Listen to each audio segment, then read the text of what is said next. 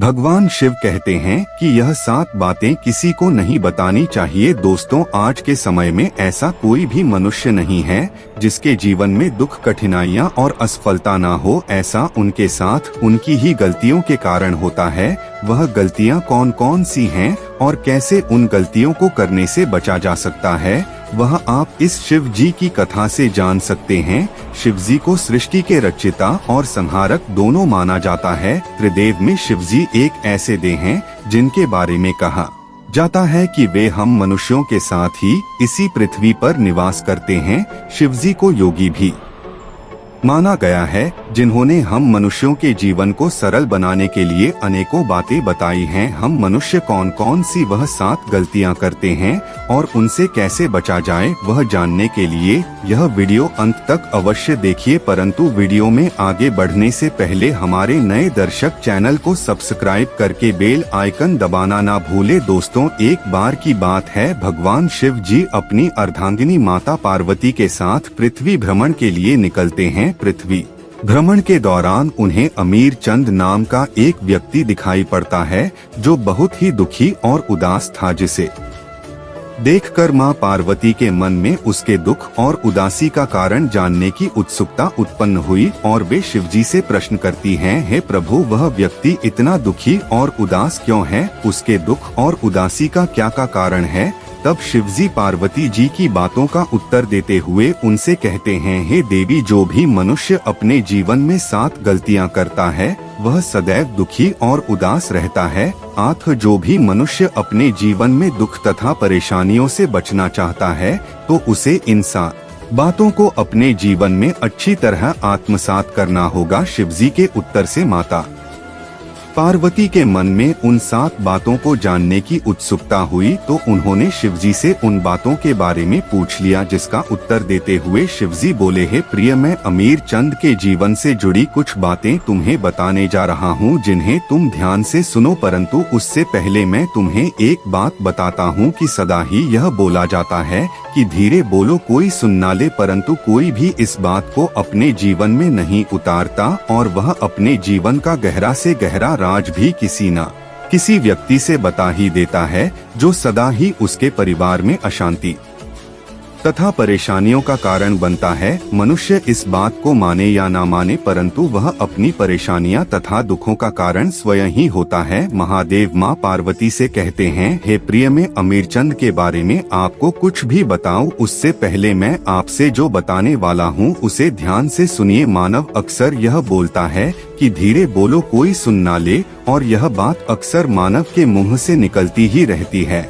लेकिन सोचने की बात यह है कि इस वाक्य पर कोई अमल नहीं करता है, क्योंकि कितना भी गुप्त राज्य हो, मानव किसी न किसी के कानों में बता ही देता है और अक्सर परिवार में अशांति का कारण मानव स्वयं ही होता है। भगवान शिव आगे कहते हैं कि मनुष्य इस बात को स्वयं अनुभव कर पाए या ना कर पाए, परंतु यही सत्य है। स्वयं को दूसरों के आगे बड़ा दिखाने या फिर स्वयं के लिए दूसरों के मन में सांत्वना या दया का भाव पैदा करने के लिए जाने अनजाने में मानव स्वयं ही अपने राज्य दूसरों को बता देता है, जो एक ना एक दिन दुख और झगड़े का कारण बन जाता है, जिसके बाद मनुष्य को अपने किए पर पछतावा होता है। हे प्रिय, आज मैं आपको अमीर चंद के बारे में कुछ ऐसी बातें बताऊंगा जिन्हें जानकर आपको यह झांत हो जाएगा कि किसी भी मनुष्य को अपने जीवन के यह 7 गुप्त राज किसी को भी नहीं बताने चाहिए, और क्यों नहीं बताना चाहिए उसके पीछे का कारण भी बताऊंगा। इतना कहकर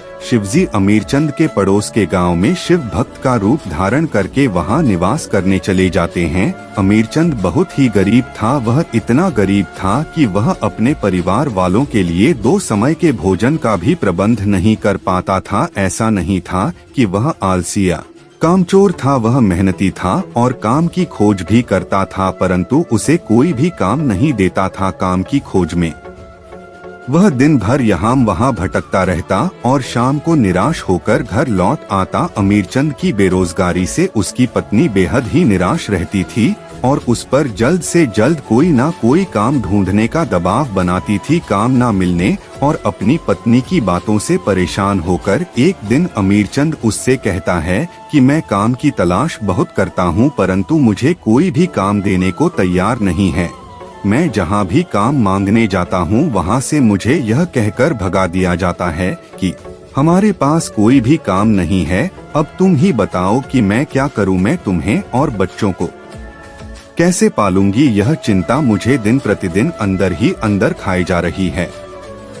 अमीरचंद की बात पूरी सुन लेने के बाद उसकी पत्नी बोली, तुम एक व्यक्ति के पास केवल एक ही बार काम मांगने जाते हो, वह मना कर देता है तो दोबारा उसके पास जाते ही नहीं, परंतु तुम्हें उसके पास दोबारा काम मांगने जाना चाहिए और उसे अपनी गरीबी और मजबूरी के बारे में बताना चाहिए और उसकी हमदर्दी लेनी चाहिए। तुम्हारे बारे में जानकर वह अवश्य ही तुम्हें कोई ना कोई काम दे देगा। अमीरचंद को यह बात सही लगी और उसने बिल्कुल वैसा ही किया। वह उस सेठ के पास दोबारा काम मांगने गया जिसने पहले उसे काम देने से मना कर दिया था और उसे अपनी गरीबी और मजबूरी बताकर उसकी हमदर्दी प्राप्त कर ली। उस सेठ ने अमीरचंद की मजबूरी को समझते हुए उस पर तरस खाकर उसे अपने यहाँ काम पर रख लिया और वह कई दिनों तक उस सेठ के यहाँ पूरी ईमानदारी और मेहनत से काम करता रहा। परंतु जब उसे यह पता चला कि वह सेठ उसे अपने यहाँ काम कर रहे दूसरे मजदूरों से कम वेतन देता है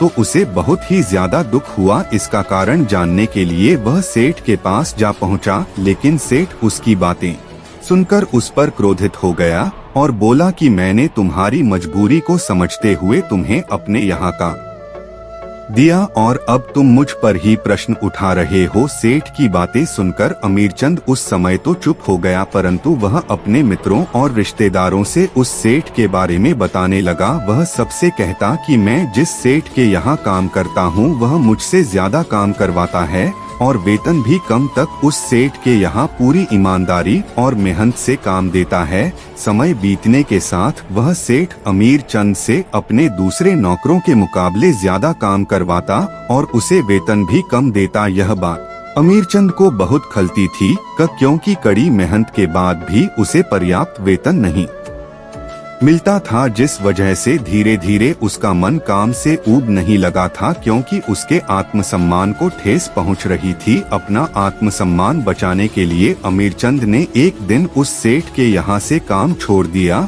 और घर बैठ गया, जिस कारण कुछ ही दिनों में उसकी पूरी जमा पूंजी खर्च हो गई और वह पहले जैसा गरीब हो गया। अपने परिवार का भरण पोषण करने के लिए अमीरचंद अपने संबंधियों और मित्रों से सहायता मांगने भी गया, परंतु वह सभी उसके बारे में जानते थे कि वह कैसा व्यक्ति है, जिस वजह से वह सब उसे दया का पात्र समझते थे और उसे दिलासा देते थे, परंतु उसकी सहायता नहीं करते थे और पीठ पीछे उसका मजाक भी बनाते थे क्योंकि उसने उस सेठ के यहाँ से काम छोड़ दिया था जिसने उसके बुरे दिनों में उसकी सहायता की थी। उन्हें लगता था कि अमीरचंद बेरोजगार है, अगर हम इसे पैसा दे देंगे तो फिर किस प्रकार से यह हमारा पैसा वापस करेगा। इसके पास तो कोई काम भी नहीं है।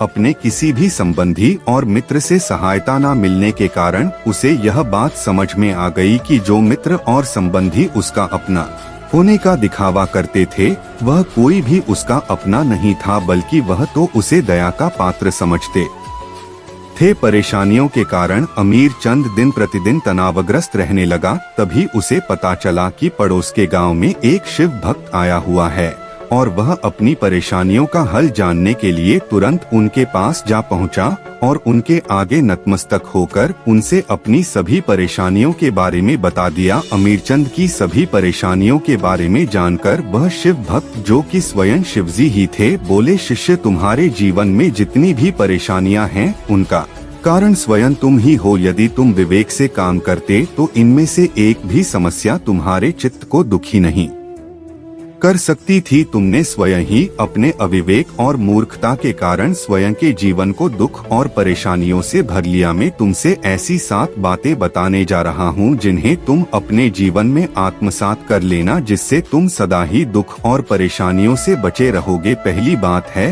कभी भी अपने जीवन की परेशानी और दुखों के बारे में किसी को नहीं बताना, क्योंकि ऐसा करके तुम दूसरों की दया के पात्र बन जा और हो सकता है दया करके वह तुम्हारी सहायता भी कर दे, परंतु आगे चलकर वह तुम्हारा फायदा उठाने से नहीं चुके और तुम्हारा उपहास भी करेगा। दूसरी बात है, अपने अतीत में की गई हुई गलतियों और भविष्य की रणनीतियों के बारे में किसी से कभी नहीं बताना, क्योंकि जिसे भी तुम्हारे अतीत के बारे में पता होगा वह तुम्हारे द्वारा किए गए अतीत के कार्यों से तुम्हारा भविष्य जोड़कर देखेगा। तीसरी बात है, अपने घर की बातों को किसी बाहरी व्यक्ति से नहीं बताना चाहिए। ऐसा करने से उस बाहरी व्यक्ति को घर में घुसपैठ करने का मौका मिल जाता है और वह आपका फायदा उठाने से कभी नहीं चूके। पति पत्नी, माता पिता, भाई बहन के बीच के छोटे मोटे झगड़ों और लड़ाई के बारे में कभी भी किसी बाहरी व्यक्ति से नहीं बताना चाहिए। ऐसा करने से छोटे मोटे झगड़े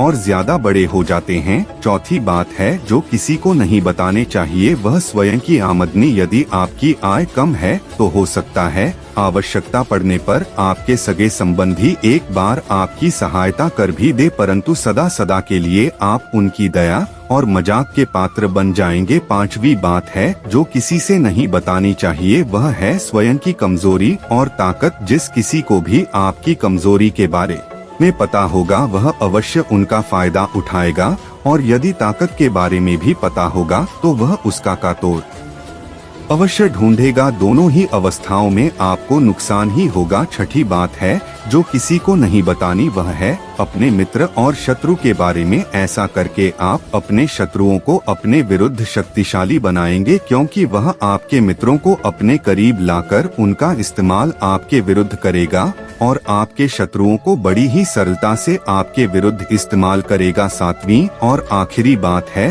अपने द्वारा किए गए दान और पुण्य के बारे में किसी से नहीं बताना चाहिए।